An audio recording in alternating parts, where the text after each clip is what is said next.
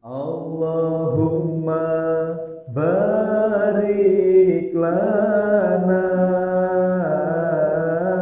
fi Rajab wa Sya'bana wa balighna Ramadana waghfir lana dzunubana. Alhamdulillah. 3 bulan barokah, trilogi bulan barokah, satu paket ini. Bulan Rajab, bulan Sya'ban, bulan Ramadan. Puncaknya bulan Ramadan. Jadi 3 bulan berturut ini disebut bulan barokah. Bulan barokah ini bulan yang apabila kita mengerjakan amal kebaikan, mengerjakan ibadah satu kali saja itu dilipat gandakan pahalanya oleh Allah Subhanahu wa taala. Dan sebaliknya, kalau kita berbuat dosa di bulan-bulan barokah ini, dosanya juga dilipat gandakan. Maka hati-hati, memang ini bulan betul-betul kita jaga. Jadi bulan Rajab ini dalam sebuah riwayat dikatakan kalau kita berbuat amal kebaikan satu kali itu dilipat gandakan sampai 70 kali lipat. Jadi kalau ibu-ibu, jamaah sekalian, bapak-bapak melaksanakan sholat sunnah 2 rakaat saja, itu sama dengan melaksanakan sholat 140 rakaat di luar bulan Rajab ini. Satu kali dikali 70 kali lipat. Ibu-ibu sedekah 1.000 atau 2.000 berarti berapa itu? Kalau dikali 70, 14.000. Kalau kita 2.000 berarti 14.000. Kalau kita semua melaksanakan atau menyebut zikir subhanallah satu kali sama dengan 70 kali. Jadi semua kebaikan dilipat gandakan di bulan Rajab ini. Nanti di bulan Sya'ban itu dilipat gandakan sampai 700 kali lipat. Jadi kalau ibu sedekah 10.000 sama dengan berapa ya? 70 juta atau berapa ya? Jadi banyak sekali. Yang paling puncak nanti di Ramadan. Di Ramadan itu setiap amal ibadah kita, kebaikan kita minimal 1.000 kali lipat. Itu minimal sampai tak terhingga. Maka ini bulan barokah ini luar biasa. Mari kita betul-betul melaksanakan semua kebaikan, semua amal ibadah ya, mulai sholat wajib, sholat sunnah, tadarus Al-Quran, puasa, semua dilipat gandakan oleh Allah Subhanahu. Kemudian Nabi Muhammad juga pernah bersabda bahwasanya Rajab ini syahrullah, bulannya Allah. Kalau Sya'ban bulannya Nabi Muhammad, Ramadan bulannya umatku. Jadi Rajab ini bulannya Allah sudah tepat, sebab Rajab ini bulan haram, bulan mulia. Maka mari di Rajab ini kita betul-betul jaga, sebab Rajab ini ibu-ibu sekalian pintu gerbang menuju Ramadan. Dalam sebuah riwayat dikatakan Rajab ini bulan menanam, Sya'ban bulan menyirami, Ramadan bulan panen. Jadi jangan bermimpi kita bisa panen nanti di Ramadan kalau di Rajab tidak menanam. Ya. Jangan bermimpi nanti kita panen pahala di Ramadan kalau bulan Sya'ban tidak menyirami tanaman kita. Jadi satu paket jemaah sekalian. Maka Rajab ini mari kita betul-betul mempersiapkan diri betul-betul. Mungkin bapak-bapak, ibu-ibu pernah punya rencana kalau ada acara pernikahan anak bu, anak kalau menikah itu persiapannya berapa bulan bu? Ada yang sampai 2 bulan, 3 bulan persiapan, ada yang 1 tahun dari jauh-jauh hari sudah dipersiapkan, mau sewa gedung, mau sebarkan undangan, karena nanti tamunya akan datang banyak. Makanya Ramadan ini juga harus kita persiapkan seperti itu bu. Ramadan ini tamunya kita banyak sekali, tamu kita para malaikat. Para malaikat ini bukan cuma 1.000 malaikat, tidak. Itu kenapa Lailatul Qadar itu disebut malam yang sempit, sebab diturunkan itu semua malaikat. Jadi sempit. Tamu kita banyak sekali. Maka Ramadan ini target kita ini kita harus persiapkan betul-betul dari bulan Rajab ini. Bahkan ulama-ulama dulu itu sebelum Rajab sudah dipersiapkan. Kita saja mau buat pesta persiapan kita 2 bulan 3 bulan, Ramadan kita betul-betul harus persiapkan. Harus betul-betul persiapkan bulannya suci, jangan sampai bulan suci kita belum bisa membersihkan diri. Kemudian jamaah sekalian dirahmati Allah, di bulan Rajab ini tepat tanggal 27 Rajab itu kita pernah sering ya tiap tahun memperingati namanya Isra wal Mi'raj ya. Isra wal Mi'raj ini kita sudah paham, dari kecil sudah mendengarkan kisahnya Isra wal Mi'raj ini. Jadi sebelum Isra wal Mi'raj itu Nabi Muhammad diberikan ujian-ujian berat ya. Kita pernah mendengar itu, pamannya yang membela beliau terus yang namanya Abu Thalib itu meninggal dunia, istrinya tercinta Khadijah meninggal dunia. Baru Nabi Muhammad dengan kaumnya itu diboikot oleh orang-orang kafir Quraisy itu beberapa bulan. Itu pasokan ekonomi semua diboikot, ditutup. Jadi waktu itu menderita sekali, tidak ada bahan makanan Nabi Muhammad itu. Nanti bisa kita pelajari lagi sejarahnya. Baru apa lagi? Nabi Muhammad ingin menenangkan diri, mau pergi ke Taif. Tidak disambut dengan sholawat, malah disambut dengan apa itu Pak? Lemparan batu. Orang tua, anak kecil melempari batu Nabi Muhammad. Jadi wajah Nabi Muhammad itu tidak kelihatan, yang kelihatan cuma darah mengalir. Sampai malaikat-malaikat datang, malaikat Jibril datang, malaikat penjaga gunung datang. Nah inilah sifat Nabi Muhammad. Nabi Muhammad bilang, wahai malaikat jangan diazab mereka belum tahu visi misi saya, belum tahu mereka. Itulah Nabi Muhammad. Maka hadirin sekalian, sebelum kita memerinci pada kesempatan kali ini, salawat dan salam kita hadiahkan untuk Nabi Muhammad Sallallahu Alaihi Wasallam. Nabi Muhammad tadi loh, ketika kita mendengar kisahnya beliau di Taif tadi, kok beliau kok punya sifat kok seperti itu Bu ya? Dilempari batu, dilempari kotoran, kok dia kok tidak sakit hati gitu. Nah kita sebagai umat Nabi Muhammad yang mengaku cinta Nabi Muhammad, mari kita meneladani akhlak Rasulullah. Akhlak Rasulullah itu ada 3 yang paling utama Bu. Di surat yang sering kita dengar itu, laqad ja'akum rasulun min anfusikum azizun 'alaihi ma anittum harisun 'alaikum bil mu'minina raufur rahim. Jadi ayat ini asbabul nuzulnya ini ya, ini sangat luar biasa ini. Mau lihat sejarah ini. Namun 3 sifat utama Nabi Muhammad itu disebutkan. Allah berfirman, telah datang kepadamu Rasul dari kalanganmu sendiri. Nabi Muhammad itu seperti kita semua, seperti bapak-bapak. Dia butuh makan, butuh minum, dia berkeluarga. Itu kenapa Allah memberikan kita teladan manusia, bukan teladan malaikat.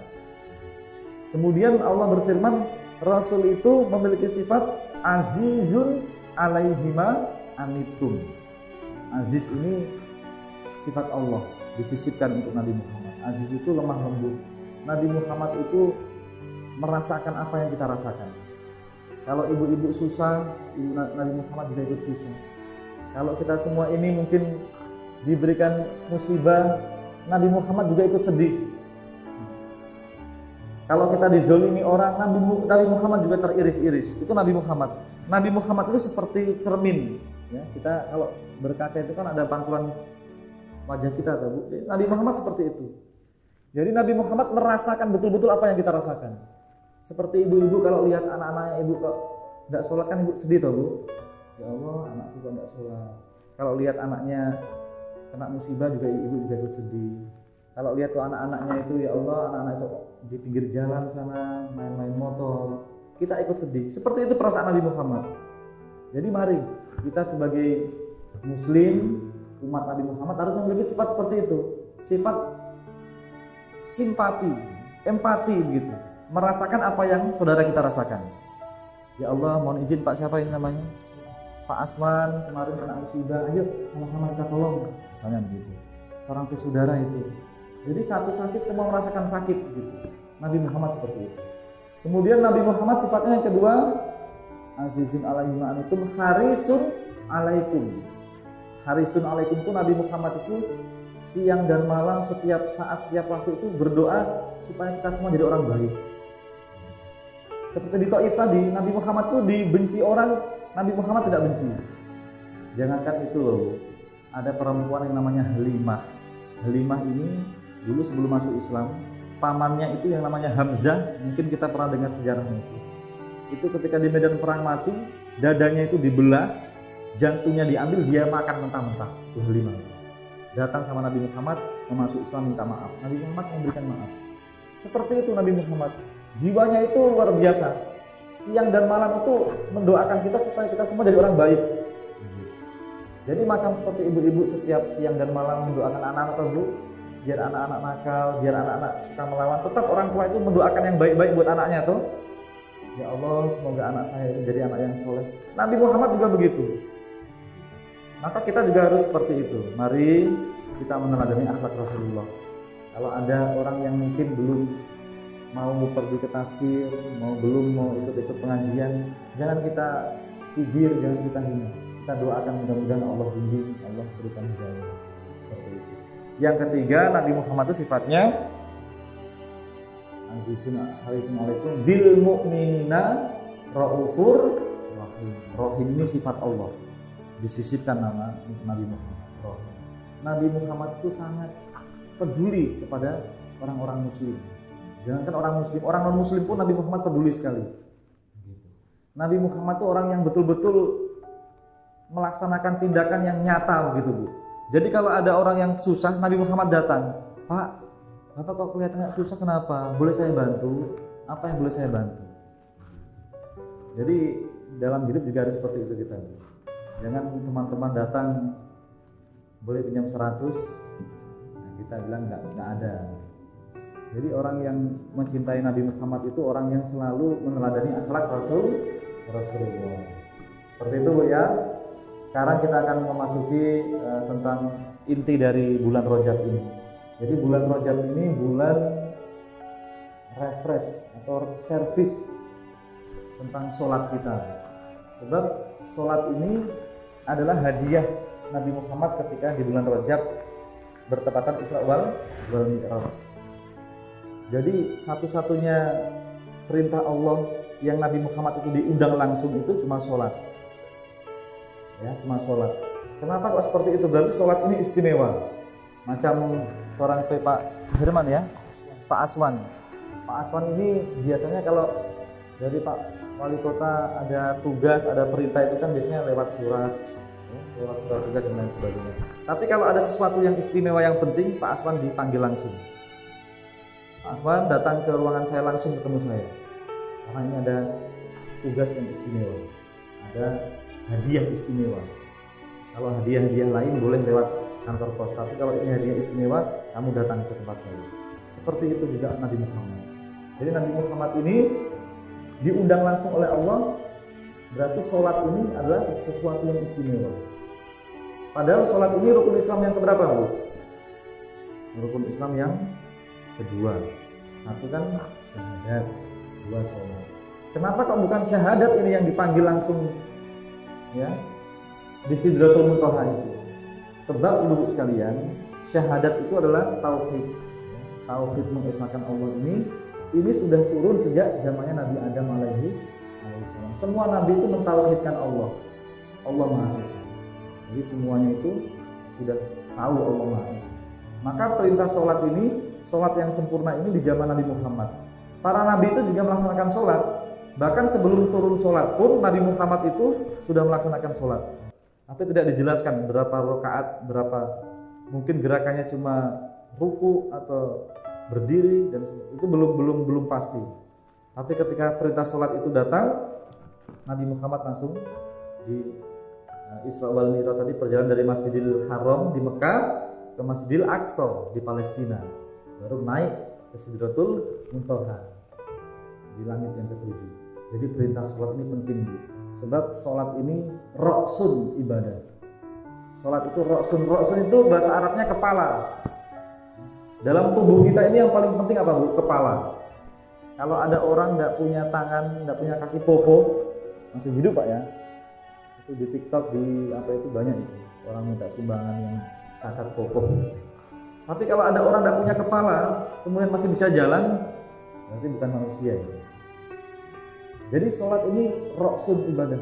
Ibadah yang paling utama, ibadah yang paling tertinggi itu sholat. Jadi sholat ini luar biasa, roksun ibadah. Tapi terkadang kita ini masih sering meninggalkan sholat. Kita mohon ampun kepada Allah, karena sering bolong-bolong, sering menunda-nunda waktu sholat. Padahal sholat ini luar biasa utama. Kita semua orang Islam tahu, orang sholat itu wajib. Kalau tidak bisa berdiri, disuruh duduk. kalau ibu-ibu rematik sakit melipat kaki boleh duduk di kursi, boleh. Kalau nggak bisa duduk sambil berbaring, itu orang-orang di rumah sakit tuh begitu. Kalau nggak bisa wudhu boleh tayamum, dimudahkan semua. Nah, kalau memang nggak mau sholat, harus siap-siap disolatkan. Kalau sudah meninggal, maka hadirin sekalian, yang ingin saya sampaikan itu kenapa sih kita harus sholat? Kenapa kita harus sholat? Nah, ini berkaitan tentang tadi, hidupkan hidupmu, jangan mati sebelum kematianmu. Jadi kalau kita ingin hidup kita ini hidup, caranya cuma satu tadi, kita melaksanakan ibadah kepada Allah dan kita menjadi orang yang bermanfaat untuk semua orang. Jadi kalau ada orang yang jarang ibadah, tidak pernah bermanfaat dengan orang, tidak mau belajar agama, berarti dia itu sudah mati sebelum kematiannya. Karena tidak ada berkah dalam hidupnya. Maka mari sama-sama kita pahami kenapa kita harus sholat. Jadi ada lima fungsi kita sholat. Sebelum masuk di 5 fungsi kan kita pernah mendengar, Pak Ustadz, kita pernah mendengar sholat itu mencegah dari perbuatan keji dan mungkar.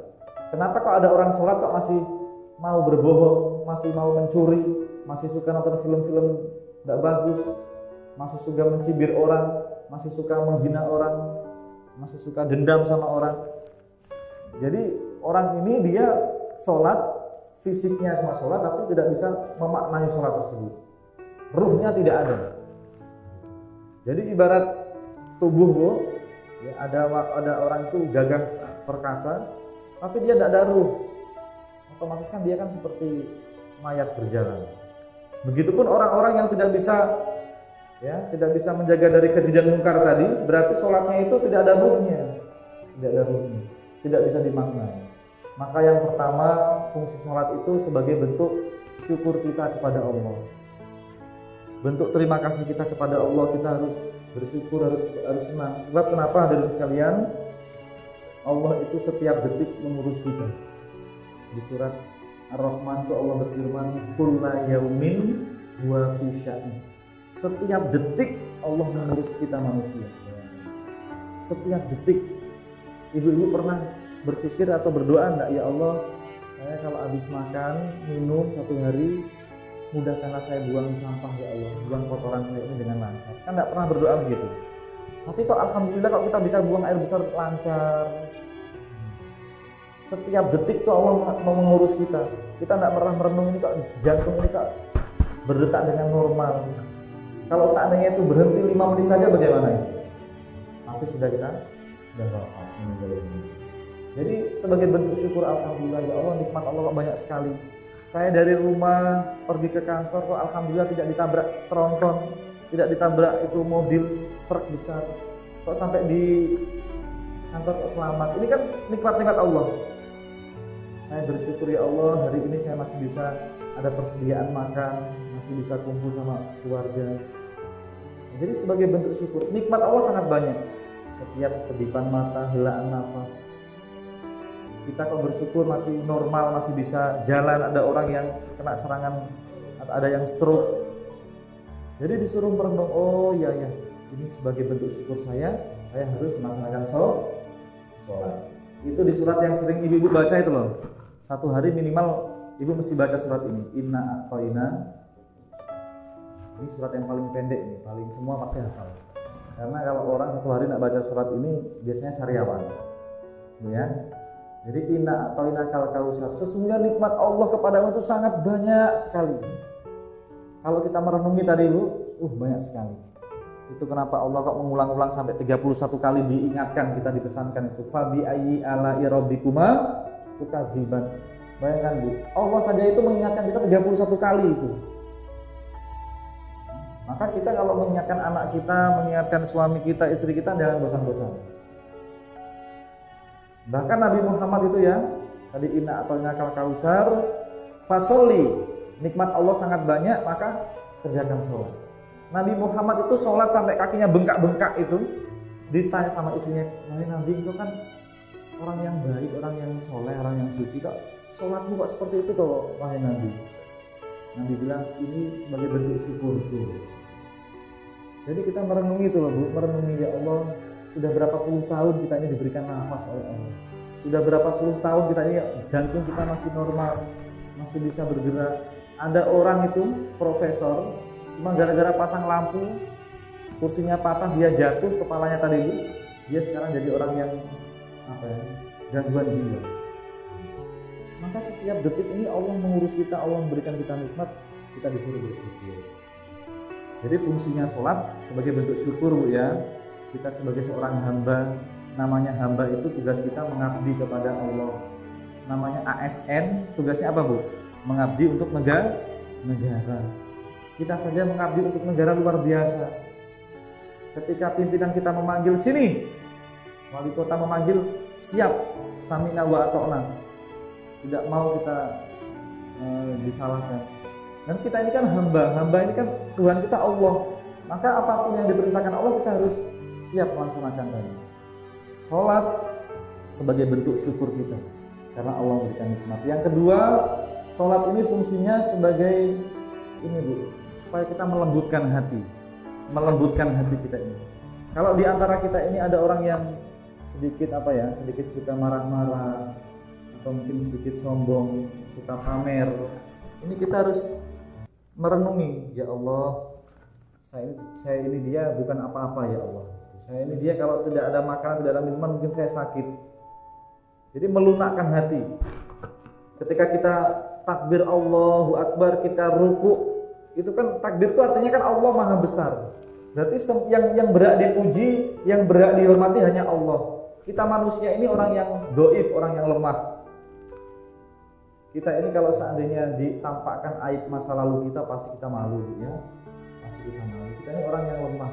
Maka jangan kita merasa diri paling hebat, paling baik.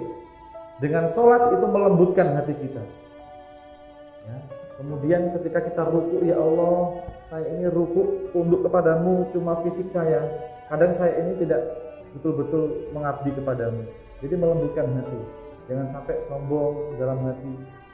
Sebab hadirin sekalian, takbir itu mengajarkan kepada kita jangan jadi orang yang sombong. Yang berhak dipuji cuma Allah, yang Maha Besar itu Allah. Nabi Muhammad itu sampai menekankan kepada kita, siapapun di antara kita yang hatinya ini ada setitik kesombongan. Sombong itu maksudnya dia membanggakan diri. Setitik saja ada kesombongan tidak bisa masuk surga. Iblis itu dikeluarkan dari surga gara-gara apa, Bu? Gara-gara sombong. Maka mari kita jangan sombong dalam hidup. Kita merendah hati saja, jangan kita sombong. Yang ketiga, fungsinya sholat itu sebagai kita ini harus malu kepada Allah. Bentuk malu kita kepada Allah. Kita harusnya malu. Tadi kita bersyukur kepada Allah. Allah memberikan kita nikmat banyak sekali. Ibarat pepatah anak-anak kita itu, air susu dibalas dengan air toba. Masa Allah memberikan kita air susu nikmat banyak sekali, kita kok balas dengan air toba, ya Allah, ya Allah. Kita ini bayangkan, kalau kita sudah meninggal dunia itu, kita ini sudah dari sebujur bangkai. Dulu yang kita bangga-banggakan wajah kita, perhiasan kita, harta kita, semua kita tinggalkan tadi. Tinggal cuma kain kafan, badan dimakan cacing, tanah mau busuk. Apa yang kita banggakan? Kita harus malu kepada Allah. Maka mari, nikmat Allah sangat banyak, jangan kita balas dengan keburukan. Malu. Yang keempat, fungsi sholat itu sebagai bentuk takut kita kepada Allah. Kita semua harus takut kepada Allah, harus memiliki rasa khauf, bahasa Arabnya takut, khauf. Kita merenung, ketika suatu merenung, ya Allah, jangan sampai nanti saya sudah mati, dosa-dosa saya belum diampuni. Bagaimana nanti kalau sudah di dalam kubur saya disiksa oleh Allah? Ibu-ibu, bapak-bapak pernah kena minyak goreng panas itu? Pernah ya kalau goreng ikan itu? Atau enggak kena air panas sedikit, itu melepuh. Jangankan itu, kena knalpot saja panasnya minta ampun. Atau mungkin kebakaran itu panasnya minta ampun. Itu baru api di dunia, bagaimana itu siksa di kubur? Maka dengan kita sholat, kita merenungi, ya Allah, jangan sampai saya berbuat dosa, nanti di kubur saya disiksa. Maka orang yang sholatnya betul-betul ada ruhnya tadi, dia merenungi sampai di situ. Yang terakhir, fungsi sholat itu memberikan kita sikap yang optimis, mengharap rahmat Allah. Itu namanya roja. Roja itu mengharap kasih sayang Allah. Jadi ketika kita sholat kita merenungi, ya Allah, dulu Nabi Ayub itu Engkau berikan ujian sakit bertahun-tahun lamanya, tapi dengan izin-Mu kok langsung sembuh. Maka ya Allah, saya yakin ya Allah tidak ada yang mustahil dalam hidup saya. Jadi tidak ada yang mustahil bagi hidup saya ya Allah. Engkau berfirman di surat Al-Qari'ah, gunung-gunung Engkau terbangkan sangat ringan, matahari yang besarnya sekian juta kali lipat dengan bumi Engkau bisa putar dengan ringan. Apalagi masalah hidup saya, apalagi anak saya yang saat ini ada ujian. Tidak ada yang mustahil bagimu ya Allah. Maka dengan sholat kita merenungi tadi, ya, tidak ada Tuhan yang bisa merubah hidup anak saya kecuali Engkau ya Allah. Optimisme. Jadi itu hadirin sekalian, 5 fungsi sholat tadi. Yang pertama sebagai bentuk syukur kita kepada Allah. Yang kedua untuk melunakkan hati. Yang ketiga sebagai bentuk malu, kita harus malu kepada Allah. Yang keempat kita harus takut akan siksa Allah yang sangat pedih. Dan yang kelima, orang yang beriman itu orang yang selalu optimis dalam hidup. Tidak ada yang mustahil bagi Allah. Allah berfirman di surat Wadduha itu, Wadduha wal laili idza saja ma wadda'aka rabbuka wa ma qala. Itu artinya apa? Allah tidak membencimu, Allah tidak meninggalkan kamu. Jadi Allah itu tidak membenci kita, Bu. Jadi Allah itu punya rencana, kita punya rencana. Mana yang lebih baik, rencana Allah atau rencana kita? Rencana Allah. Jadi kalau tiba-tiba ibu-ibu sakit atau bapak-bapak sakit, itu berarti rencana Allah. Berarti Allah punya rencana yang lebih baik daripada rencana saya. Jadi orang yang beriman itu seperti itu, punya rasa optimis dalam hidup. Kemudian orang yang paling baik itu orang yang selalu ikhlas dalam hidup, selalu ridho. Ini yang terakhir saya mau tutup, saya mau kasih resep buat ibu-ibu sekalian, doa yang insya Allah kita semua pernah dengar. Raditu billahi robba wa bil islami dina wa bi Muhammadin nabiyya wa rasulah. Nabi Muhammad bilang, kalau kita membaca doa ini dihayati betul-betul, insya Allah Allah akan selalu senyum kepada kita. Jadi kalau pagi hari kita baca doa ini, kita hayati betul-betul, satu hari itu Allah senyum kepada kita. Dan orang yang membaca ini betul-betul insya Allah dijamin awet muda. Awet muda, wajahnya tidak mudah keriput buat ibu-ibu ini. Jadi kalau resepnya awet muda itu raditu billah tadi. Raditu billah itu artinya ya Allah, saya ridho ya Allah. Raditu ridho. Saya senang, saya ikhlas menerima apapun takdirmu ya Allah. Apapun yang terjadi dalam hidup saya ini semua atas rencanamu, takdirmu. Hari ini saya mungkin ekonominya kurang, pokoknya saya terima ya Allah. Itu raditu billah tadi. Jadi raditu billah itu orang yang betul-betul ikhlas menerima tadi. Wabil islami dina ya Allah, saya bersyukur Islam sebagai agamaku dan saya akan betul-betul melaksanakan perintahmu.